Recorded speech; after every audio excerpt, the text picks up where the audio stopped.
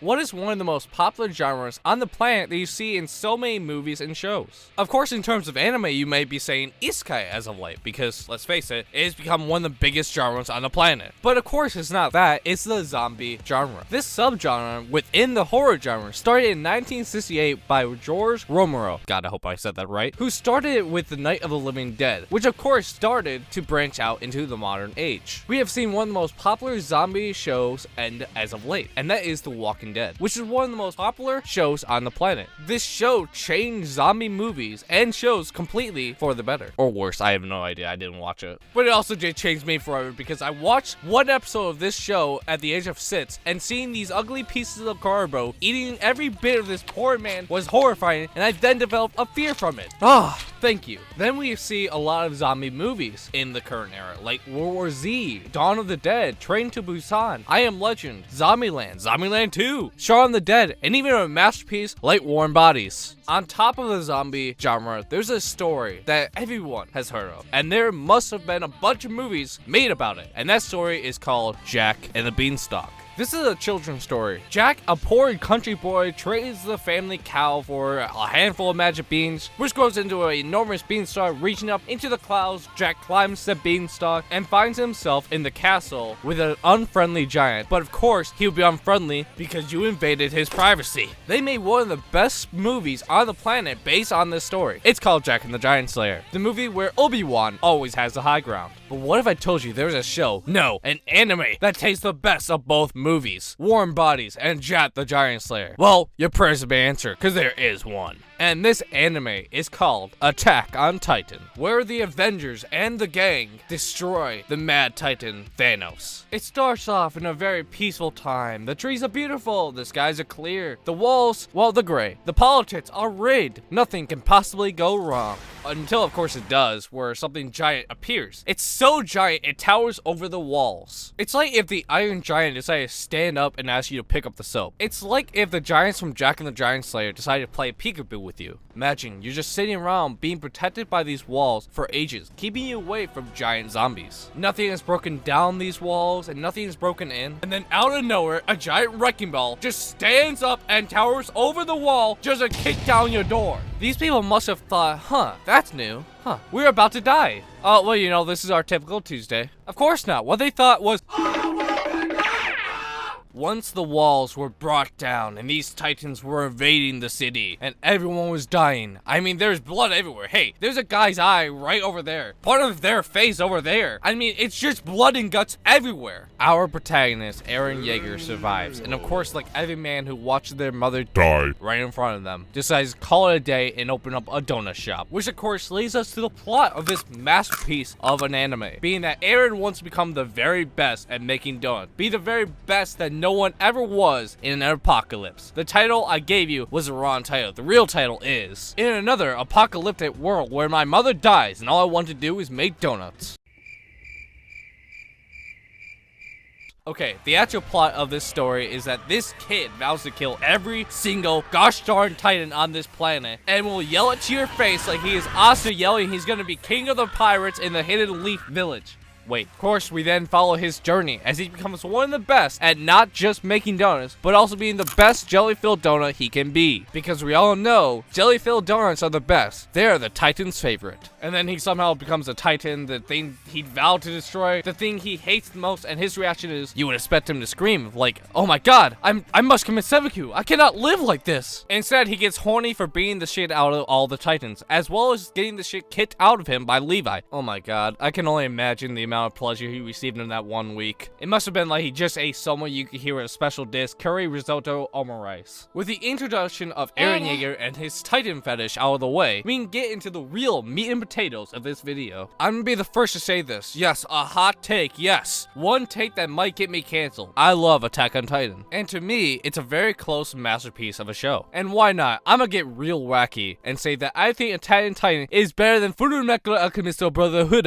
Oops, I went a little bit too far. part. I'm sorry. But I don't care because it's my opinion, so suck it. The story has evolved into something spectacular that not many stories have been able to do. It went from feeling like it's all about killing titans, to finding out there's other titan shifters infiltrating the rankings of the scout regiment, to finding out what titan Eren actually can shift into, and the secrets that lie within it, to also find out that he is the founding titan on top of the attacking titan, to the politics within the walls, then finally seeing what the hype was for this key, learning about Marley and how they are actually the bad guys, treating the Eldians like shit, like nothing but cannon fire. If they were an episode of Scooby-Doo, the Marlians would use the Eldians as the bait, then tell them to beat the ass out of the bad guy, which leads to Eren Yeager becoming one of the best protagonists of all time, where he takes on the Marlian Empire, showing his might as one of the fiercest titans on the planet. With the power of the founding titan and the attacking titan, Eren will conquer the world. Oh shit, he just ate the Warhammer titan. Would you look at this? He officially is OP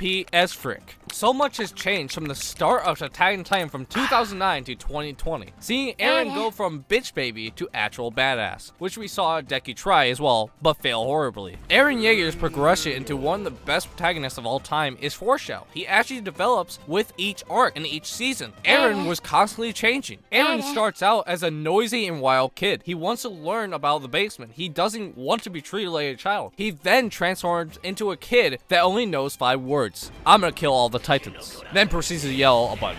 Then at the start of season 3, becoming Eren, who is always depressed, to the end of season 3 where he understands his father's motives and wants to destroy the people on the other side of the sea. To the start of season 4 where we see a very confident Eren, a stable Eren, an Eren who isn't as hot-headed as before. He actually plans his attacks. He starts playing 5D chess when everyone else only knows how to play checkers. This final season follows his journey, his transformation from hero to anti-hero, going from an idea of saving everyone from titans to wanting to use the rumbling to save his home from the Marlians. His goals changed from wanting to eradicate all the titans to directing his wrath towards Marley and eliminate all of them, since they were the ones who created the titans in the first place. They were the ones that indirectly and directly caused his mother's death. His idea was that if he eliminated all the Marlians, his people would be free from this horror. With the power of the rumbling, he made sure to wipe out as much life as possible. We have to understand where Eren comes from though. This journey all starts from Eren seeing his own mother die right in front of him. Seeing her torn to pieces after being crushed by their own house, feeling useless. He could not save her. He didn't have the power to save her. We don't usually see a protagonist's parents die in front of them. Usually it's when they're babies or they don't remember or don't care enough to know what happened to them. Of course, there are examples of others who have experienced this. Sasuke saw his brother massacre his entire clan and their parents right in front of him. Mikasa was kidnapped. She saw her parents die by bandits and was about to be sold into slavery. Ichigo had a hollow kill his mom right in front of him. Or how about one of the most brutal deaths was Tanjiro coming back to seeing his sister turned into a demon and the rest of his family dead. Not just dead, massacred, body parts everywhere, blood everywhere. But that death drove Eren insane, wanting nothing but revenge on that singular titan. He of course had a hatred for the titans before this. I mean, who didn't? These giant beasts were trying to kill you. You were hiding behind walls and scared of these creatures who were literal giant zombies. It's not like they had an appetite, but they had an endless stomach just wanting more and more human flesh. But that incident made him want that singular titan, who ended up being his dad's former lover, dead. But with that out of the way, we have to introduce ourselves to a character who is very important to talk about, and that is Reiner. Spoiler, Reiner is the armored titan. I know, that may come as a shock to you, but he is. He was one of the big reasons why Eren's home district, Shigashina, was destroyed. It was because of his and the colossal titan Bertolt's actions. When Eren finally found out about them being the armored and the colossal titan, it came as a shock to him, but then slowly developed into a blind rage. That rage evolved into hatred for Reiner. Season 3's Reiner's resolve was confident for the most part, except when it wasn't a couple times when he went back into the yacht. To season 4 Reiner, who is just nothing but a depressed mess regarding all of his actions. But for being all honest, his actions were justified to a certain extent. Is it okay to ever take someone's life? No, but that is the funny thing. He didn't. He indirectly caused a massacre.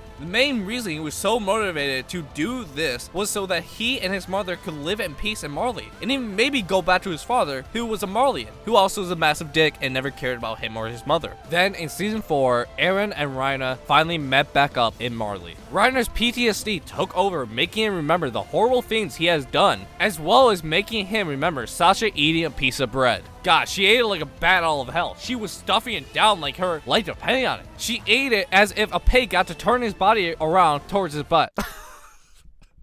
Oh my god, what the frick is wrong with me? This began one of my favorite dialogues between two characters in the show, especially since for previous seasons, Eren was the hero while Reiner was a villain. But this time, it's reversed. It's a very rare concept that your anime protagonists will accept the ideals of their respective villains. But it's also extremely rare for them to also agree with their villains' arguments and ideals. Eren told Reiner that he would have destroyed Gigantina under the same circumstances that he was in. Nonetheless, that did not excuse the Armored Titan's pending elimination, since Eren still saw the Marleyans as a threat. He knew he could not let them live, regardless of how #relatable his behavior was. Eren's power of the founding Titan to create the rumbling is powerful, but with a major flaw. He doesn't have royal blood within his blood. But you know who does? Historia. Okay, Historia, all you need to do is turn into a Titan with big titties and let Eren suckle on them for a bit and oh wait, that isn't how it works. Well, fine, my idea doesn't work. We have to go with the other idea, where we are introduced to the king of the furries, the king of the monkeys, and the Beast Titan, also known as Eren's brother. No one really cares about his name. He's either Grisha's forbidden love child, Grisha's son that nobody likes, or Eren's brother. But for the sake of making it easier on me, I will call him by his real name, Zeke. I killed my parents' Yeager. Zeke is a four-balled Titan with royal blood, so with him and Eren touching each other, they can have all the power in the world. Okay, get that ancestral yaoi shit out of your head right now. Yes, I am talking to you. You know who you are. Get it out of your head right now. With the help of Zeke, Eren can finally start the rumbling to enact his true motives of eradicating the Marleyans to create his perfect world. Eren knew full well what his plan meant. He is perfectly fine committing pretty much an extermination of an entire race of people, and he accepted it, knowing full well that the innocent ones will also die for his so-called greater good. Eren betrayed the Survey Corps and his friends to accomplish his goal. He severed all ties with them for his end goal. Now, Eren did not start out as my favorite protagonist of all time, nor did he start out as one of my least favorite either. He started out in the middle ground. I didn't like him, nor did I hate him. I understood his ideals and reasoning for wanting to kill all the Titans, even though he was slightly annoying for constantly saying it. But all because he yells and annoys you doesn't make them a bad character. That is just the anime filling in the dialogue and making it realistic, I guess. But do not worry, there was another mortal being that surpasses Eren's yelling, that surpasses Naruto wanting to become the Hokage, or Luffy constantly saying he's gonna be king of the pirates. And that is motherfucking Asta and his non-stop yelling in this anime for about 20 episodes straight. I mean, jeez, OPs, shut up! Eren's debut is one of my favorite anime characters of all time, and a top tier protagonist for me was around chapter 100, where the dialogue between him and Reiner begins. Then, of course, Eren transformed into his Titan form in an enclosed space with Reiner and Falco in it. Seeing Reiner in fear and in panic as he tries to save Falco from a monster he created was spectacular. To Eren eating Willy and then battling the Warhammer Titan, this is the part where Eren became a somebody in my mind, became a great protagonist in my mind. But in reality, on my second watch through, I found myself loving Eren during season 3, including his whiny state. Of course, I wasn't the biggest fan of that at first, but on the second watch through, I was. This is the part where Eren is confronted about the reality of his Titan abilities. How did he get these powers? And that his perfect father wasn't so perfect. Eren may have been in a depressed state, but it's a state that is necessary for his current badass self. Eren after this was able to gain clarity on everything that has happened, which leads us to the start of his transformation. After that, he is more calm and able to think more clearly, able to use his hardening ability better so that Mikasa can be happy. He is now able to defeat Reiner more easily. And of course, once he finds out what was in the basement, he finally understood some of the things his father did. But the true change to his character was when he touched and kissed Hisora's hand, receiving his father's memories of the night he killed the Rice family. Along with receiving the rest of his father's memories of that night, Eren also received memories from himself sent to his father from the year 854 by the attacked Titan, which allows him to see the future. The memories he receives are the most horrific things that could have happened to him. It reveals that he will, in 4 years' time, use a founding titan to release the colossal titans enclosed in Paradis walls and use them to wipe out 80% of humanity outside of the walls. Eren is left horrified by the realization of what he will eventually do, which then goes full circle with what's happening in the final season of Attack on Titan. This was the exact moment where Eren Yeager changed completely. How he once was is no more. He is now only Edgeboy Kirito. Wait, wrong main character, that is Deku. He's now Lelouch V. Britannia, in a way I guess. Eren unleashed Execution Order 66, killing all the Jedi on the planet. God damn it, wrong show again. He then attempts to eradicate everyone. There, I finally did it correctly, correct? I hope so, because I don't want to do it again. Now to finish up my final thoughts on Eren Yeager. By the end of season 3, his goals from the beginning were accomplished, but then he still feels empty. He defeated the Colossal Titan in Bertel. He defeated the Armored Titan in Reiner 3 times, yet it feels like it still doesn't matter. He and Armin got to see the sea like they always wanted, but it still doesn't matter. Even though Armin was extremely happy to see their dreams accomplished, Eren thought differently.